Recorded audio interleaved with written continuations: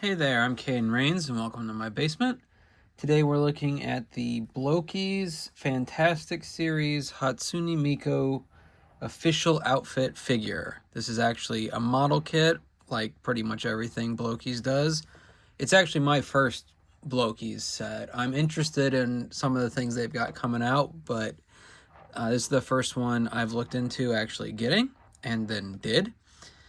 I don't know exactly how common this figure is. Like, it's not rare, but like I've seen it at GameStops. It's on Amazon. So if you decide, like me, that you are interested in a Hatsune Miku figure, this one will run you between $30 and $40, and it might live up to that price. We're gonna break down the parts and the accessories and the figure itself and see.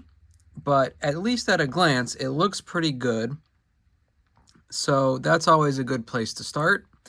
I will preface this that I don't actually know much about Hatsune Miku besides the memes and that her best friend is Godzilla, which is also a meme, I'm sure. But I'm aware of Hatsune Miku, and I thought it would be fun to test out the Blokees stuff and look into Vocaloid a little bit more. But that's all my baggage, I guess, if you want to call it that. So let's take a look at this figure, find a place on the shelf, and go from there. All right? All right. So first off, let's look at her accessories, just to get them out of the way. They are primarily music-based, and besides her body part stuff. So there is this microphone stand with a removable mic, so that's good. And because this is a model, pretty much everything kind of just slides apart. Now it has tension, you have to fight for it, but it's not just gonna it's not just gonna pop out on its own, but and therefore is pretty stable. So microphone stand, pretty good. There's this guitar, and it pretty much everything matches her in one way or another. This one having the same electric blue and gray, dark gray that she does. It is also technically a model that you put together. It's like 4 whole pieces: black piece, the top blue piece, bottom blue piece, and the strap here. But it all clicks together fine. Everything in here clicks together fine. I had trouble with one thing while I was building her, and it was actually my mistake. So I didn't push that in hard enough. All right, so guitar is pretty good. And then her other instrument is a keyboard with her name and, some fake dials printed on there so you can pretend they're doing stuff. Again, it's just this, yeah. Everything just kind of pops in and out together, so there's really no skill to it. I don't know if that's the right word, but like when I put together the Exodia model, I had to snip things and put stickers on and whatnot. This is actually much more in my lane for what I'd want out of a model.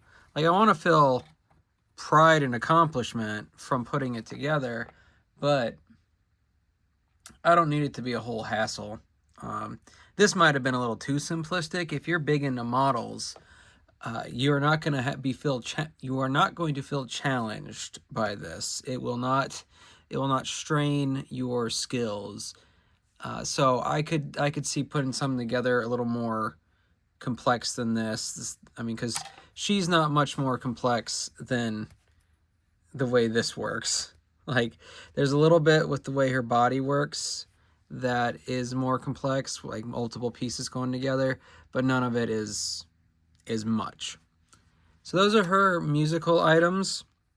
So with her and her whole arsenal of musical equipment, I've actually got a couple characters on the shelf now that are musically adept. In addition to her with the singing and the guitar and the keyboard, I've also got Scott Pilgrim on guitar, Kim Pines on drums, although I don't have a drum set, so I might have to look into that. Lisa on the saxophone, Pomni back there behind Bart and Miku. She's shown learning the keyboard in the credits of the final episode, and according to the streams that the voice actors did on Peak, she and Ragatha are really into the bugle. So I might have to put together a band. I wonder if I have any other characters who are musically inclined.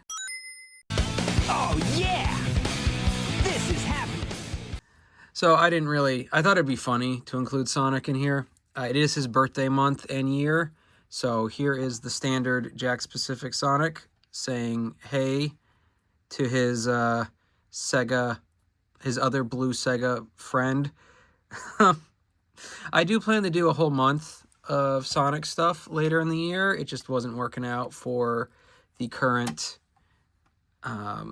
this month. So, and I wanted to be alliterative, so that might tell you when I'm thinking about doing it. But I kind of felt like comparing her to some other sizes. So here she is with the 4-inch scale Sonic. Here she is with the NECA Donnie figure from 2012. So she's actually more on scale with Donnie and the NECA figures, which is interesting. I didn't think she'd be quite that tall. I thought she'd be a little shorter, but that's not a problem. Like, it doesn't really change anything. I do think figures can get too big. Like, you won't see me really looking into 12-inch scale figures unless it's maybe a Skeletor I come into or something. But like I said, I thought it'd be funny to include Sonic, and he's fine. Like, you can definitely tell that he's a cheap $10 figure, and I hate to say that because Sonic's my boy, but like the Jakks Pacific figures, I collect a chunk of them, but not all of them. And this one was part of a 2-pack I got off Amazon that had him and Cream. It's the only reason I have the Cream figure. And he came with this snowboard, which is neat. Anyway, though, that's just kind of a comparison, because Miku's even in Sonic Cross World Racing. So they're blue Sega mascots, and he does know the guitar in both the original pitch and the Archie comics. He knew the guitar. I'm pretty sure you could probably find something in IDW that says he's good at music too. So you wouldn't have any trouble finding him if you decide you want a Sonic figure. He would have the spring or a bumper instead of the snowboard, because Jakks Pacific sends out like 3 boxes of just Sonic for every box that has whatever the current wave is, which he's also usually included in. So that's an issue. That's why the Sega line was canceled, and why it's so hard to get certain figures. Though I do think they're getting better at it. So we'll look at more Jakks Pacific figures in the future. I know we've looked at some from other franchises, but we'll look at more Sonic ones in the future. Just know that if you like him and the Sonic franchise and Sega as a whole, then, it's not a bad deal what you get for these $10 figures. It could be better. The last $10 Skeletor we looked at was a better value, IMO, but I'm more inclined to get multiple Sonic characters. So back to Miku. Now that we've looked at all our music stuff and I've ranted about Sonic the Hedgehog for no reason, let's look at her final accessories, which are all, well, there's 2 that are real accessories, and the rest are body part stuff. So let's look at all that, and then look at her posability and stuff. All right, so here are Miku's other accessories. The other ones she can actually grab are these leeks, Leekus for Miku. From my understanding, the meme about her using leeks is actually an edit from an early Bleach episode, which I did watch that when it was newer. I still keep up with some anime, but mostly manga. So I'd have to go back and find the clip. I think it was of Orihime twirling the leek, and then someone edited it to look like Miku. And then that's just become a thing about her. So, that's interesting. These are her alternate hands, or, there's no, default one, the way most figures come with one. I currently have her grabbing hands being used, because that's what I expect to use in the on the shelf. But her other ones include just like a waving hand, and it's the same for both sides. There's only one exception where one pair of hands is different from hand to hand, but I'll get to that in a second. So waving hand, same for both sides. She then has a pair of guitar hands. One has this little pick, and at first I thought it was like something I'd have to jam out, but no, that's supposed to be the pick. I wish it was a different color, but I guess I know it's just molded from all the same things, so that's that. And then the other hand is for holding the guitar neck. So it would look something like this if I was using this, but I don't plan to have her doing the guitar, but just know you could do that. Then you have her piano hands, which could also be just a slightly different waving hand, but these are for coming down on, well, you can't even see that, there we go, coming down on them keys. So I mean that's good. And then finally, because I know it's a pose she takes, pointing hands. Although I guess you could turn one into a loser hand if you want her to be a mean Miku, but they're meant to be pointing at things. Beyond that, we've got her alternate faces, and in addition to the winking one that I've chosen for her, she comes with this, you know, kind of neutral happy and more exclamatory happy face. But there's 3 more besides that, and these might seem a little creepy at first. So we've got one that's got a happy smile, one that's got like an oh, like, oh, what's going on? And then a second one that's basically the same. So there's that. And the reason they don't have eyes is because they've included other sets of water decals, well, other faces, expressions, and water decals. So if I decided I wanted any of these eye expressions with any of the blank faces, then I could cut these out and put them on those faces, or anywhere else for that matter. So there's 4 in total. There's 2 sets of each, so you can like mix and match, I guess. But sleeping eyes, sleeping closed eyes, happy closed eyes. This is kind of what I think is the intended one to go with the surprised face, or O face. Is this, I mean, it looks like a surprise expression. And then this one on the far left is what I expect with the more neutral face. Well, not even neutral, but kind of more happy than the neutral happy one we looked at before. So I don't really like that they're water decals, but it's, I mean, I don't mind water decals, but I just feel like they should have just chosen 3 faces and not made us do that. I know some people would enjoy the choice, but I don't when it's that extra step. So take that as you will.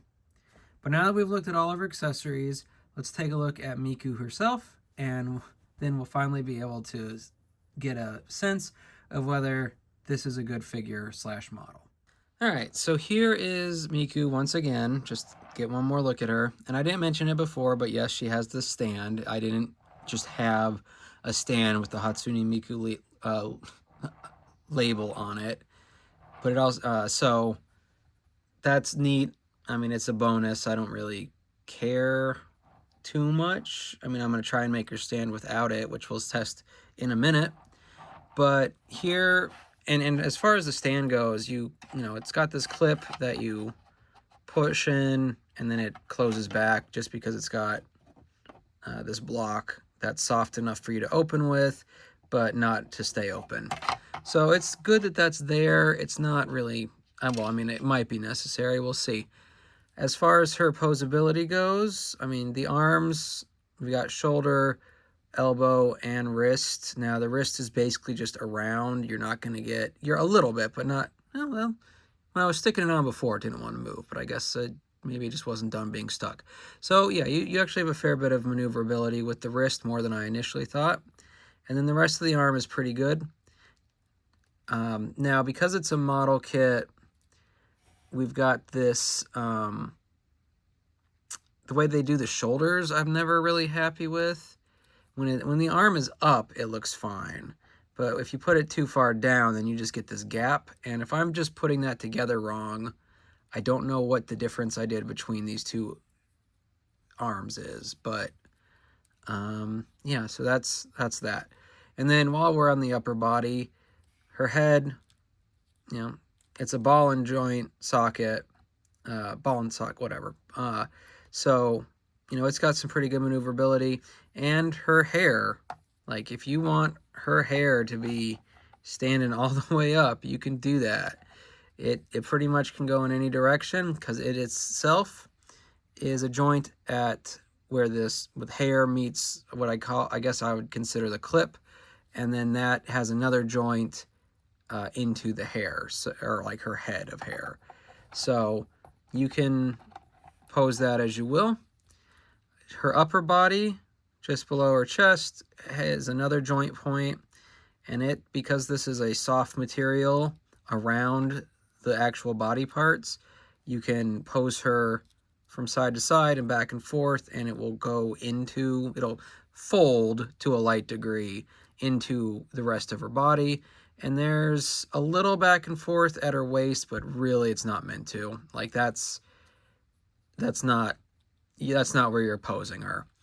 Her legs then have, you know, waist, knee, and ankle, and you know, her ankle joints are actually, like, I'm pretty impressed because I've seen a lot of figures as we put some of these together or put them on the shelf, and a lot of times the ankles take a hit depending on the foot or footwear. But you know, you can do this is a lot more posable than a lot of figures, and even a lot that are in that same price range. So that's, oop, I pulled her too hard. Yeah, so that's why you don't want to mess with the waist too much, because it's not really meant to. Try and stick it back. There we go. So you can put her in a couple different looks. Like that's not an issue. The issue, quote unquote, is that because of that hair, she is really top heavy. Yeah, let's try on a slightly flatter surface. Still, yeah. So, right. Yeah, so I mean, that's again why they came with a stand, and I will probably just lean her against something the same way I've done with other, yeah, there we go. So, she's very posable, but because of that top heaviness, if you're not going to use the stand she comes with, you are going to need to lean her against something. So that's, I guess that's unfortunate, but it's nothing new. You know, I got Pomni back there, and she can't stand on her own, or at least not well, without leaning against something. Some of the other figures are really quick to fall over on their own, so kind of stable there, but not.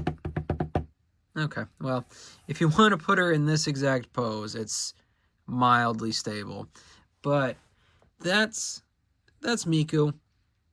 I do wish she was a little cheaper. I mean, I think I paid $36 or something for her. I know I've seen her for $40. So I wish the 30 was the cap out. I think that, and maybe get rid of those blank faces, would be a really good deal.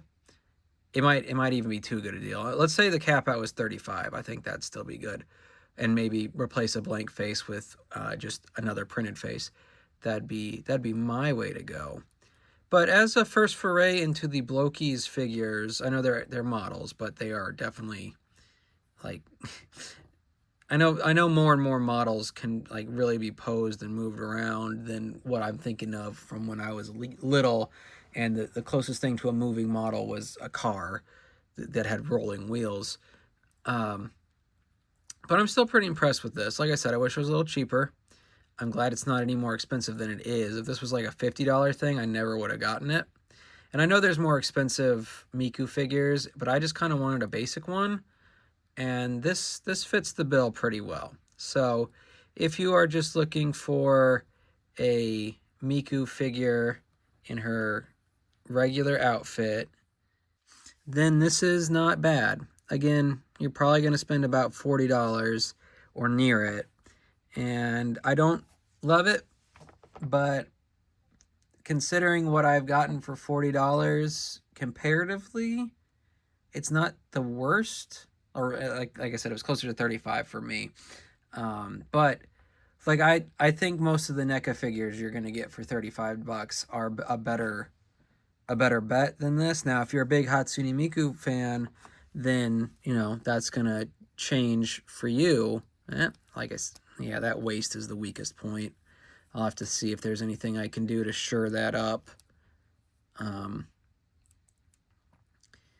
But if you're a Hatsune Miku fan, or just like you got her in Fortnite or something, and you're like, I need to express my love of a blue-haired thing that I got in Fortnite or Sonic Cross Worlds or whatever, then this is not a bad bet. I'm just kind of, I don't know, toying with the posability. I don't know why. But so that's Hatsune Miku. That's Sonic the Hedgehog for no reason. And let's find a place on the shelf for him. All right. So here is Hatsune Miku in the kitchen.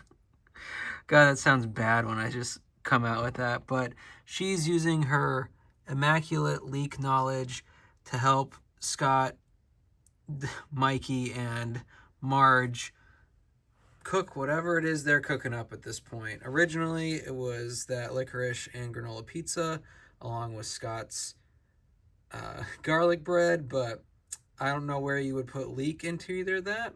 I guess the pizza, but it is what it is. Again, she's a little taller than I originally thought she'd be, so she's really close to how Scott and then the various NECA turtles are, which is fine. I kind of thought she'd be shorter, but I think she looks pretty good along with the other figures, and I was able to get her to stand pretty well on her own by repositioning the hair so that it was to either side, and they're distributing the weight a little bit more. Originally, I had them positioned more behind her, but this works pretty well, I think.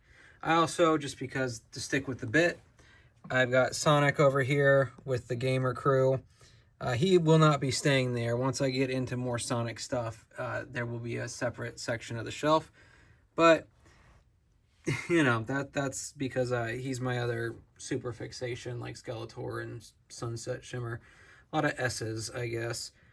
Don't know why. Don't ask me why. I can tell you individually why I like some of the characters, but why that theme is there, I don't know.